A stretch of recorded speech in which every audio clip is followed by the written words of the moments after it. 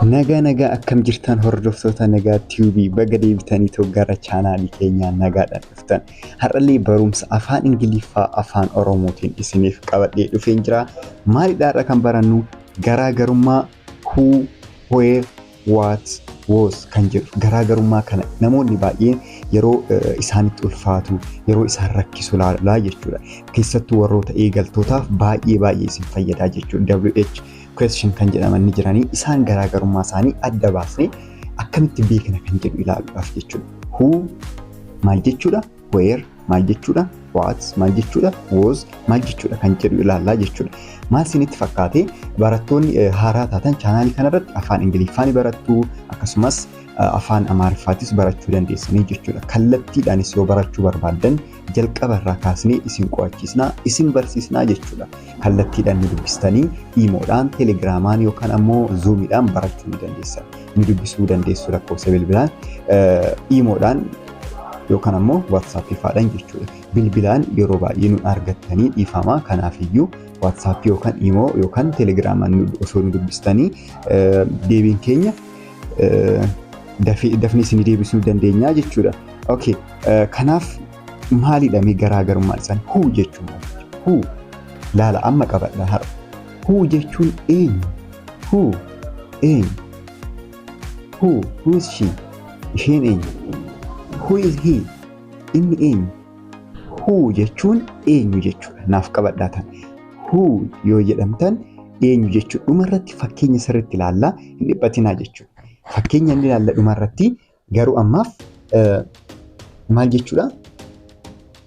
Who jechuun eenyu jechuudha. Who jechuun eenyu jechuudha. Okay, inni biraa immoo where. Where jechuun eessa.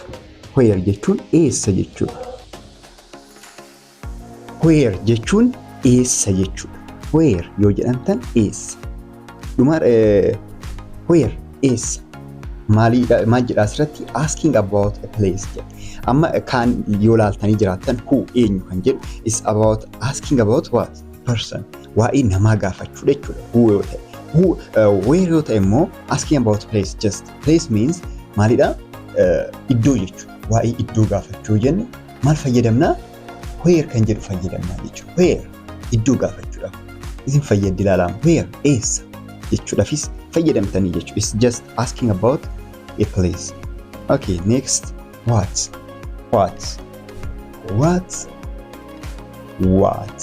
What kan jennu kana jechuudha. Maal jechuudha? Maal jechuu barbaadan what jettanii jechuudha. Okay, it's about asking about something. Bakka waa'ee wanta tokko gaafachuudhaaf maal fayyadamtu jechuudha. What kan jedhu kana. What kan jedhu kana fayyadamu. What jechuun maalidha jechuudha. What is this? Kuni maali jechuudhaaf fakkeenyaaf jechuudha. Ni ilaalla fakkeenya. Okay, inni biraa immoo whose kan eenyu. Kun immoo eenyummaa agarsiisuuf jechuudha. It's about asking about ownership. Ownership means namni tokko wanta qabeenya kan eenyu akka ta'e agarsiisuuf jechuudha. Wanti tokko abbummaa isaa eenyu akka ta'e agarsiisuuf. It's about what? Ownership. Right? Kanaafiyyuu was yoo jenne kan eenyu kan jedhu agarsiisuuf jechuudha. Amma whose kan jedhu kana ilaalleerra asking about ownership. Then how akkamitti? How many times? Amma asirratti ammoo how kan jennu kanarratti jechuudha maal agarsiisa? Akkam. How are you? Akkam jirta? How is this? Kun akkam jechuudhaaf fayyadamnaa jechuudha. It's just asking about manner or condition. Wantoota akkanaa conditionii irra jiru yookaan mannerii sana gaafachuudhaaf nu gargaara jechuudha. Maaliin? How kan jedhu akkasumas ammoo waa'ee conditionii gaafachuuf nu gargaara jechuudha. Okay, amma fakkeenya olaan what is your name? What is your name? Amma kana dura isinitti himeen jira kontekstii isaa laalaa. Eenyu who miti asirratti just akka fakkeenyatti tasagaltee asirratti ibsitu jechuudha. What is your name? Garuu exceptionally waan taateef illee amma ta'e akka hubattaniif jechuudha. What is your name? Maqaan kee eenyu? Name jechuun maqaadha. What is your jechuun kee eenyu kan jedhu agarsiisaa jechuudha. Okay. Inni biraa immoo where do you live? Where do you live? Where do you live yoo jennu where eessa jennee jira miti. Where jechuun eessa. Where eessa jiraatta. Live jiraachuudha. Do you live? Where do you live? Where do you live jennaa jechuudha. Eessa jiraatta. Eessa jiraatta. Okay. Next. Who is your best friend? Who is your best friend? Who is your best friend? Who is your best friend? Hiriyyaan kee lubbuu eenyu? Asirratti dhiifama afaan Oromoo irratti barreeffamu dogongorri jira. Hiriyyaan kee lubbuu eenyu jedha. Hiriyyaan kee lubbuu eenyu? Kanaafiyyuu afaan Oromoo ni beektan jedheetan yaada. Kanaafuu sirreessaa deemtanii. Okay. Inni itti aanu immoo asirratti best friend jechuun hiriyyaa baay'eetti dhiyaatan hiriyyaa lubbuu jechuudha. Okay. Inni biraa immoo when is your birthday? When is your birthday? When immoo yoom. Okay. Asirratti when kan jedhu inni wanti hin jennee miti. When jechuun yoom jechuudha. Yoom. Sa'aatii ibsuuf jechuudha. When is your birthday jedha asirratti. When is your birthday? Birthday jechuun guyyaa dhalootaa kee jechuudha. Guyyaa dhalootaa kee. Kabaja guyyaa dhalootaa kee. When is your birthday? Guyyaa dhalootaa kee yoom? Guyyaan dhalootaa kee yoom jedha jechuudha. Okay. Inni biraa immoo why are you late? Why are you late? Amma durarra kan laallee maalidha? Fakkeenyota durarra laallee jechuudha. WH keessaa hamma ta'edha. Fakkeenya kanarratti immoo maal dabalannee jira? When why kan jedhan WH kan ta'an itti dabalannee jira jechuudha. Why jechuun maaliif jechuudha. Amma asirratti qabachaa deemaa jechuudha. Isinii dabalatan jira fakkeenyan.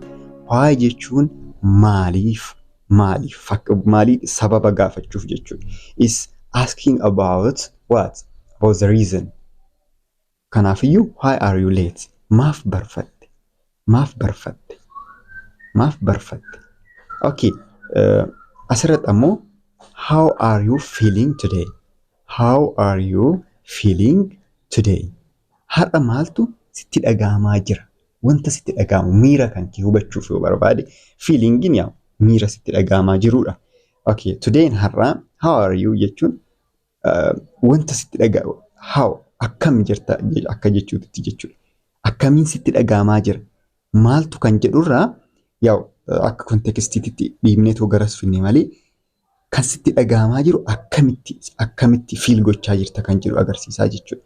Har'a maaltu sitti dhagahamaa jira? Akkasitti hiikuu dandeessanii jechuudha. Okay. Inni biraa immoo what do you like to eat? What jechuun maalidha jennee jirraa miti? What do you like to eat? Maal nyaachuu barbaadda? What do you like to eat? Maal nyaachuu barbaadda? Okay. Inni itti aanu immoo where jechuun eessa jennee jirraa miti? Where are my keys? Where are my keys? Keys jechuun furtuudha. Furtuuwwan koo eessa? Yookaan furtuun koo eessa? Where are my keys? Furtuun koo eessa? Okay. Kan dhumaa immoo who is calling you? Who jechuun eenyu jennee jirraa miti? Eenyutu siif bilbilaa jira? Calling you. Who is calling you? Eenyu si bilbilaa jira yookaan eenyutu si waamaa jira kan jedhu agarsiisaa jechuudha amma asirratti. Eenyutu si bilbilaa jira yookaan eenyutu si waamaa jira. Who is calling you? Kan jedhudha jechuudha. Kanumaa akka irraa fayyadamtan abdiin qabaa. Barumsi keenya irraa warroonni direct dubbisaallee yoo kan isin dhibu ta'e rakkoon qabu jalqabarraa kaastanii isin barsiisnaa. Telegiraama yookaan iimoodhaan nu dubbisaa jechuudha. Telegiraama, iimoo yookaan waatsaappiidha. Ammallee irra deebi'eessinitti himaa. Bilbilaan osoo hin taane isarratti sagalee lafa nuuf kaa'uu dandeessanii isarraa nu dubbisan nu argattanii jechuudha. Amma bakkuma artanitti nagaa nuuf ta'a. Baay'ee isin jaalanna.